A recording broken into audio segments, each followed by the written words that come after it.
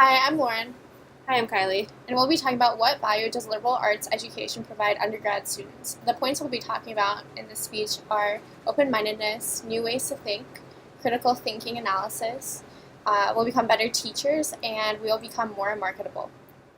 First off, we think that a liberal arts education allows us to be more open-minded. It allows us to have more scholarly discussions.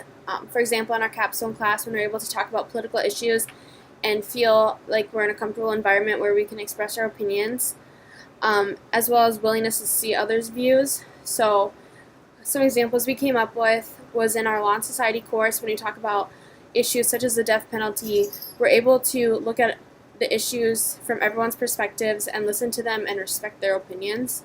As well as in our South Dakota Government and Politics class, we had a class period where we discussed abortion and the different views and had to research it and then discuss it in class. And it was an atmosphere in which we could talk about this kind of issue and not be afraid.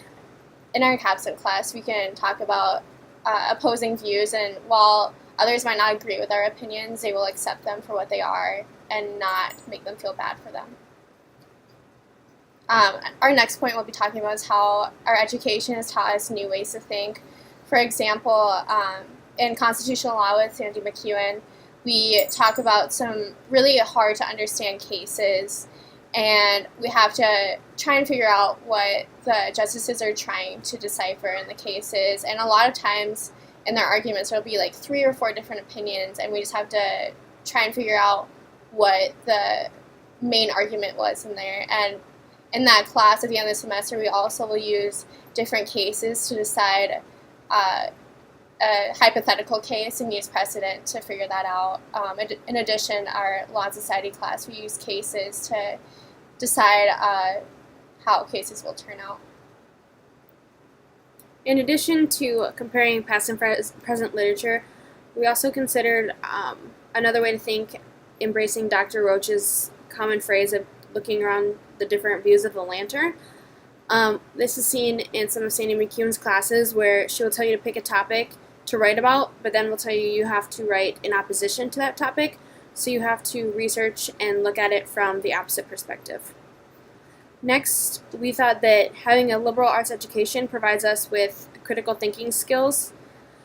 For example, we believe that our education allows us to be more flexible with our views and our opinions. In addition, it helps us develop our paper speeches and understanding the different readings that we're working on. For example, in Dr. Roach's courses, his exams have questions that are multiples, and these exams require you to have critical thinking skills to look at the question at hand and try to find the answer that's most right. Another example is Dr. Roach always tells us, make the information your own to really understand the cases, because in an undergraduate career, you're not regurgitating information. You need to truly understand it and apply it to real-life situations. So, like I said before, we use precedent to understand new cases that come about and just really decipher what is going on in these cases and how laws can affect our society. Next, we feel that liberal arts educations allow us as students to eventually become better teachers. In Dr. Roach's classes, he always tells us to be prepared to teach the material to someone that's not in the course, and as well as be prepared to teach it to your classmates when discussing it, as well as being better teachers when it comes to group or teamwork. There might be someone that doesn't necessarily understand the assignment, or that's not doing the assignment completely, and you have to be willing to take leadership and help get the assignment done. The biggest challenge this semester for me on teamwork has been in my class with Dr. Nordyke in Applied Government and Research. I'm working with 2 other students right now to conduct research on mental health wellness programs on police forces in the United States.